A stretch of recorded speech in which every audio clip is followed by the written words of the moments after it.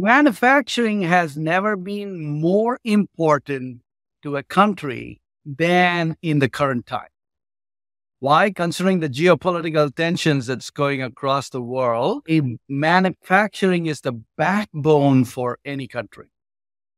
It may not contribute as much on the GDP, but to even fight a war, you need to have manufacturing.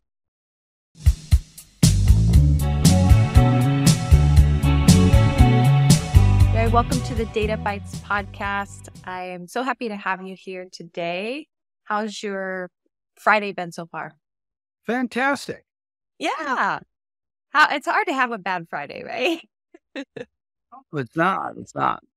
So we're here to talk about digital transformation and particularly in manufacturing. And so would love to just level set for everybody. What is the state of manufacturing today, and why does it even need digital transformation? Well, you asked a very loaded question now. So, manufacturing has never been more important to a country than in the current time. Why? Considering the geopolitical tensions that's going across the world, I would say manufacturing is the backbone for any country. It may not contribute as much on the GDP, but to even fight a war, you need to have manufacturing, just to give you as an example. So it's critical and important. And that, of course, when people are talking about inshoring and being reliant, you need to have manufacturing that's strong and efficient so that the country can flourish. Okay, that's manufacturing. And then when we talk about digital, this is the new wave. So an opportunity to leapfrog, I would call it as a renaissance in manufacturing through the digital revolution.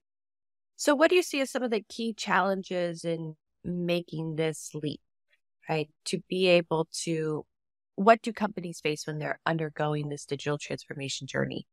So if you think about it, what constitute digital transformation in the manufacturing? So we call it the Industrial Revolution 4.0, Industry 4.0. So you have a bunch of technologies. So the 3.0 is powered by computers, chips, and everything else. 4.0 with your interconnected devices, sensors, IoTs, along with the machines. Now, when we talk about it, there's at least 12 to 15 different technologies we're talking about. Even in manufacturing, from cobotics to big data analytics to cloud computing and edge and your virtual reality, AR, how do you take advantage of all these things? Now, when we talk about challenges, where do you start? So the challenge is, if you think about manufacturing in the past, we had playbooks. So you had these, you must have heard about Lean, Six Sigma, continuous improvement process methodologies. Well, they have all been evolved, codified, and used as playbooks for the last 6 decades. Now you have technologies that are emerging. This terminology 4.0 was coined probably less than a decade back. And things are changing, evolving, the rapid advancement of technologies. And there is no single playbook. So if you think about that, like that's okay, how do you go about taking advantage of a technology that is rapidly evolving when there is no playbook? And number two, to take advantage of the technology, you need to have systems and controls that are modernized. If you go around take our own company. So we have plans that are cutting edge that were designed and implemented 4 years ago. And then I have plans that was built when my dad was born. And the machines that are running now, built when I was born. So how do you take advantage or overcome the technology debt in taking care? And then the third big one is around how do you take advantage? How do you upgrade the skills and the talent to go about making this transformation? And so you mentioned 3 different areas that are large areas in and of itself, right? With the talent, the technology, the technical debt that you have. is this all left on one digital transformation team, or how do you get other leaders in the business bought into this process? And how I envision it, rowing the boat along with you to make this change, right? Because it can't just be some separate team sitting off to the side who says, okay, we got all the new talent, all the new technology. It has to be infused into the existing business, right? So, how do you work with the existing leaders, but drive and be that change agent? Now, this is a great question. So different companies have attempted different things. So for us, the way I lead the transformation office, I report into the CEO office. I think the key advantage here is you need to be empowered to bring a cross-functional team in attacking the business challenges and bringing about the technology change while you upgrade the and upskill the talent. So the way we went about is like, hey, anchored it on business outcomes. Where is the bang for the buck? And how do we go take advantage of these emerging technologies? And enlist a group of cross-functional team from operations, engineering, IT, and creating that, I would say, center of excellence. We call it digital process center of excellence within ours in going after this opportunity. And so, which piece of that do you find to be the most challenging? Is it, the technology and figuring out the technical debt and migrating systems over to the new systems? Is it people and the mindset? Where where do you see the biggest challenge? All of them. The reality is, it's all. I think there are two ways to go about it. What typically happens is like, hey, can we even size the pie? Size of the pie, the benefit. It starts with like, hey, what's the opportunity sizing here? Okay, now you could make some high level estimate, guesstimate based on, okay, my productivity level is here, my quality level is here. If I were to improve this, I can get this. Now, that's to some extent, that's what the consultants do. That's the easier part. I can move from 90 to 95. The challenge is like, how do you know whether it's going to work or not? So the technology maturity, okay, is the technology evolved to the point, because before iPod and iPhone came, there were a lot of other digital players. It never popularized till iPod came, right? So, okay, you have to have an inflection point where the technology is mature and you can take advantage of it. But you never know where it is, right? I think it's the evolving one. I think that's number one challenge.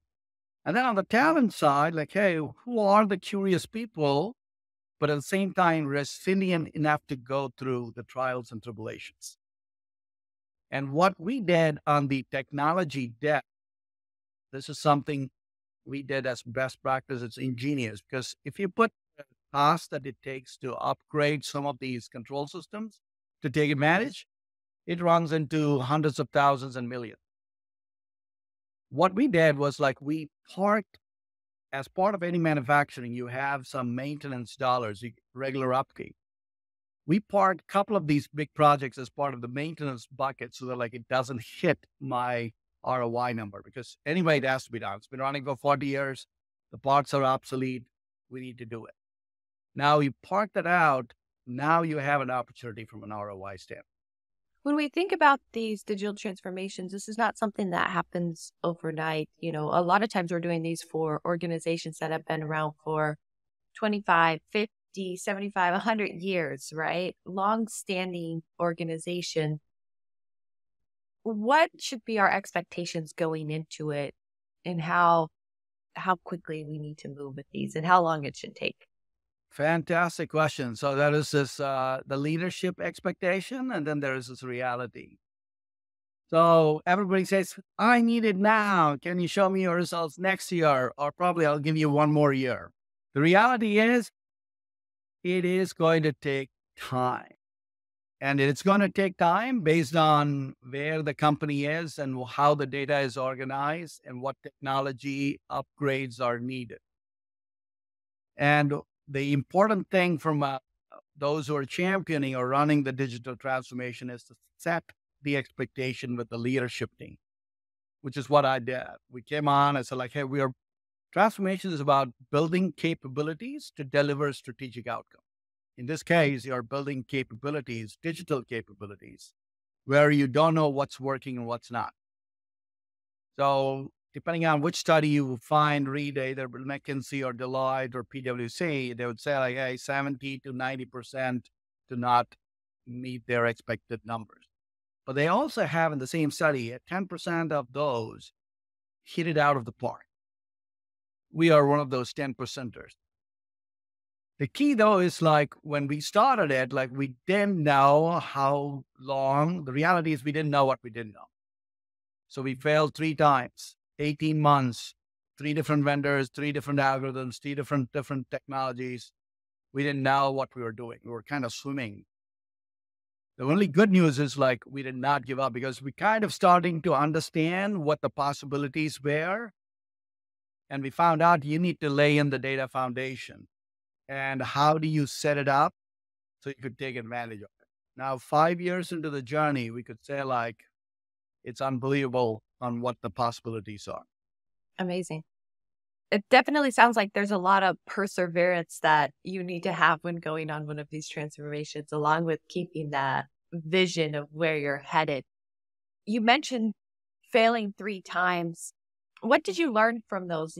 What was kind of the mindset coming in the first time and, oh, we learned something from that. Each failure we learned something from. So can you highlight some of the learnings from each of those times you tried?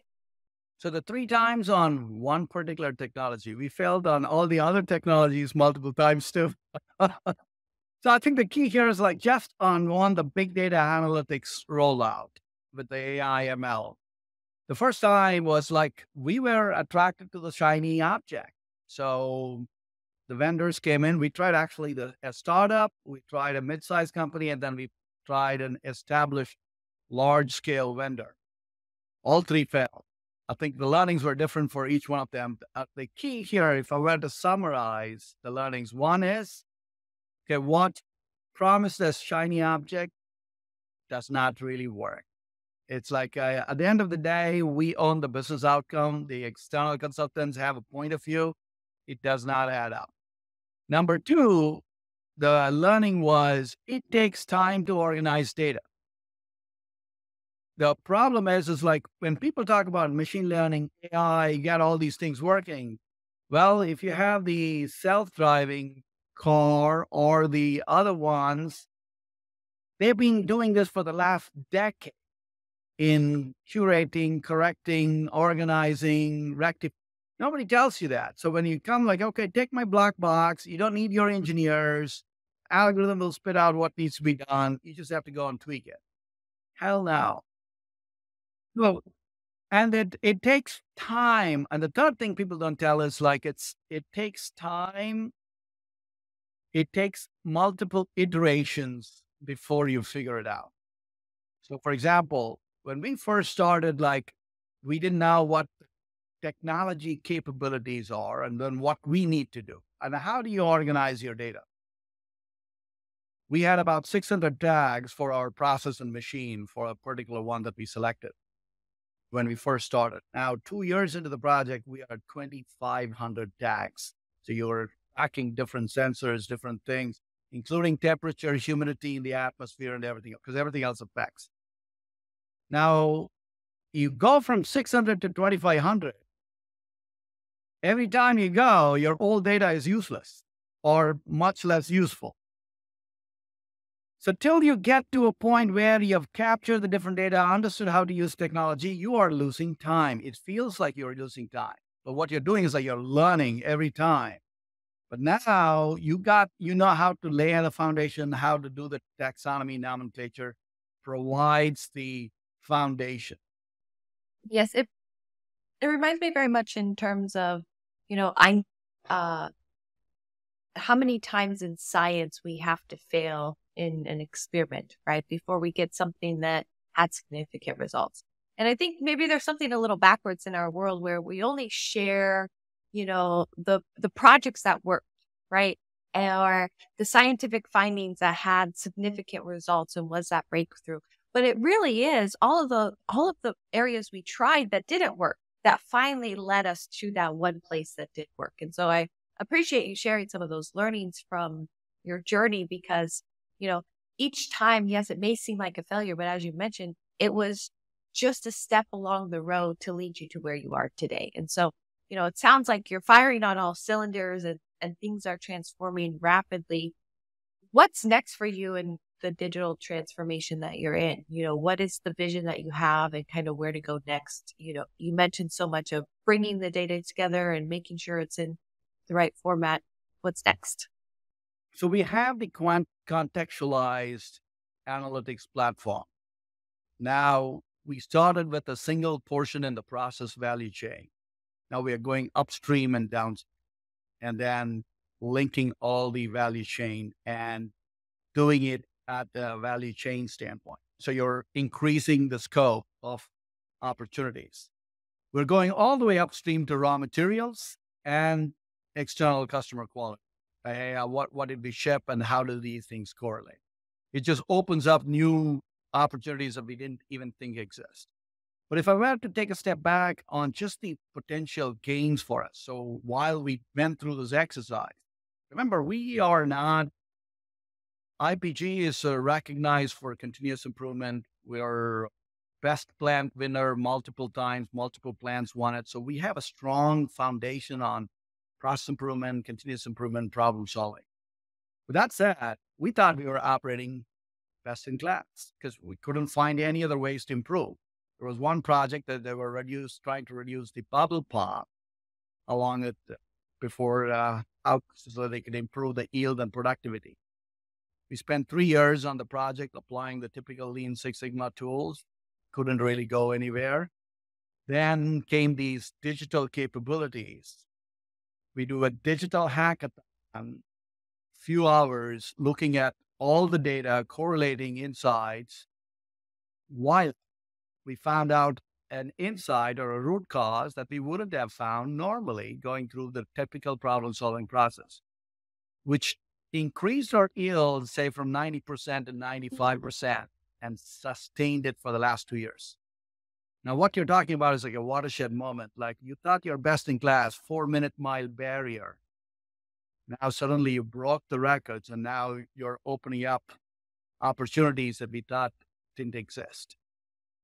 So to me, it's like from a opportunity wise, we can now have a pipeline of productivity, yield improvement projects for the next 3 to 5 years across the different plans based on our understanding of the technology and the models of this time. This is what I'm super excited about because we don't know what we don't know. So as you start uncovering more, it just opens up a big funnel of opportunities. Number two, I am super excited about the generative AI and what it would be able to do for the manufacturing. It can completely change the paradigm on how we are operating because this is something that has not been envisioned for a long time. So we're all operating in lean operating system in any factory in the world you go. That's the way of thinking. But now with digital and AI and Gen AI, this just revolutionized. Why are we doing what we're doing? Why do I have to go to the board, write it down? Why do I have to do these problem solving this way? So you now have an opportunity to completely rewrite how we run the operating system in the manufacturing floor. Yeah, I think this is one of the great opportunities of working in this space is just when you've got to a point in your digital transformation, right, where things are running smoothly and operating well, a new technology comes out, a new innovation, a new advancement. And now you can look at it and say, oh, great, now how do we start to transform to bring in generative AI? And once you start to bring that into the business, we'll have another transformation in technology. And so it's really a continuation, right? There is no arriving in your digital transformation. It sounds like it's a continual journey that one must go on. Very true. And it's also like it's a very significant sustainable competitive advantage. Because if you think about it, like we failed 3 times and then spent another 1.5 years before we laid the foundation that worked. Now we're scaling it across multiple plants. If you have not taken the time, you have given up early or like thought this was mumbo jumbo, One, you're losing out on your opportunity. Number two, when another technology like Gen AI comes, you can't even go near it because you don't have the system organized. So you need to have the foundation. Now we are able to take advantage because you don't have to worry about you can't hallucinate in manufacturing with the Gen AI because the machine has to run. So the key here is like it now provides you opportunity to take advantage of the systems that you put in and keep improving. I love it. I think if I were to sum it up, you're really telling people just get started, right? Just get started. You're probably going to fail. It's like trying anything new, whether that's you're learning a new workout, you're learning to play an instrument, right? It's not great the first time you try, right? But getting started, trying every day, you're going to have learnings, you're going to make progress, and you're going to be so happy that you did because the next technology that comes out, you're going to be so much further along and better prepared for it to be able to integrate it into your business and be able to have an advantage if you hadn't started a year ago, 3 years ago, etc. Most definitely, most definitely. And the other interesting fact is like this with Gen AI, it's truly democratizing technology insight to the front line. What used to take 12 to 18 months to onboard a new employee on some of our complex machines that has 600 variables that we have to track, with the foundation laid in, and as long as they have some common sense, they could ask the question and they get the answer back because the insights have been laid in. This is just revolutionary. Yeah, what used to be institutional and almost tribal knowledge within the business, it's almost like you have like a digital twin, right, of the data replicated in the business that people can explore and look at and interact with. I love that word democratizing too, because it allows people to get up to speed and more importantly, add value to the business so much faster, right? Very true. So let me give you rights. In the digital journey so far, you realize it because you have some of these power users who know analytics, who can look at dashboard, do some correlation, insights. They are the first pioneers to take advantage, right? So they contextualize data. They used to crunch data in different ways in the past. Now you do it holistically with these AI ML models. But the frontline people were not necessarily fully engaged. They still need to learn few dashboarding, few things. But with Gen AI, even that hurdle is taken away. That obstacle is not that. You can come in as long as you can ask the question, why is my line 2 running slower than yesterday? You'll get the answer. And you can know what to do, how to go about it because it's built in. It's unbelievable on how these new Gen AI technologies are transforming and democratizing it. How do you think this changes, the future of how we work? It's going to be drastic. It's going to be humongous in a very positive way. I'm extremely positive. So, for example, we were almost every conversation where it's a drudgery or things that you would have taken more time. These act as your co-pilots and coaches or your personal assistants, depending on which ones you want to use. It could be a coach, it could be a personal assistant, or it could be a glorified intern doing the things if fast enough that you take advantage of the insights. You still have to apply your human intelligence on top of it, but it cuts down the amount of work that needs to be done. It's just phenomenal. And it cuts across all the different layers. In the past, it was more the technocrats or more technically minded were the ones who were taking advantage. With the Gen AI, it's the frontline people who don't necessarily have the problem solving skills and the other ones. They are all empowered and they're all having the same set of insights and capabilities. This is what's making it phenomenal. So if you think the world is moving quickly now, just get ready because it's only going to move much faster, right? When we don't have to do all the daily tasks, right? So not our whole job, but parts of our job. So the tasks that we do, and that can be offboarded to an autonomous machine. I mean, the speed at which things are going to move and transform is only going to grow exponentially. Absolutely. Absolutely. I love it. Well, it's definitely an exciting time to live in. And, I love just your openness and what you've shared in terms of the transformational journey that you've been on, some of the learnings that you had. On a personal note, though, as someone who has such vast experience in the manufacturing and the technology sectors, what advice do you give for manufacturing leaders looking to create that resilient strategy, that strategy that's going to last not only the 3 years, but 5 years and set them up for the next 50 years of business? Now, I truly believe getting on digital AI is the roadmap for sustainable advantage in manufacturing. It's going to completely transform the industry, and just get on it as quickly as possible. I love it. Well, that's a great way to wrap us up here today. Jai, thank you so much for taking the time to come in and chat with us. This has been a fantastic conversation. If individuals want to stay connected with you, what's the best way for them to do that? LinkedIn. All right. We'll be sure to add that to the show notes. Again, thank you so much for your time. And I can't wait to see some of the advancements and things that you transform here in the next coming years as well.